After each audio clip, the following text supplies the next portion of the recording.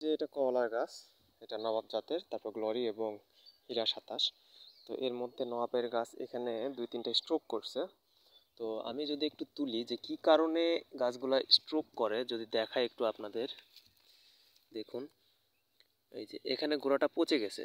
তো বিভিন্ন কারণে এই সমস্যাগুলো হতে পারে। গোড়াটা কেন পচে গেল, আপনার হয়তো জলাবদ্ধতা ছিল এই জন্য হতে পারে, পোকামাকড়ের আক্রমণের জন্য হতে পারে, অতিরিক্ত গরমে এই জায়গাটা পচে যেতে পারে। এবং তারপরে হয় কি, যখনই গাছে কোনো ক্ষত হয় তখনই কিন্তু সেখানে নেমাটোড, তারপর আরও বিভিন্ন ধরনের ছত্রাক, ব্যাকটেরিয়া, ফাঙ্গাস এগুলো আক্রমণ করে এবং তারপর আস্তে আস্তে এই জায়গাগুলো থেকে রস খেয়ে গাছটাকে মেরে ফেলে।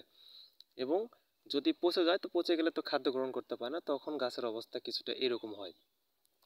তো এটা থেকে বাঁচার জন্য আপনাদের প্রথম থেকে চিকিৎসা নিতে হবে, জমিতে পর্যাপ্ত পরিমাণের চুন কীটনাশক দিয়ে শোধন করতে হবে এবং তারপরে আপনারা যেটা দিবেন সেটা হচ্ছে এরকম হলে নাটিভো এবং টিল্ট গোড়াতে দিয়ে দিবেন।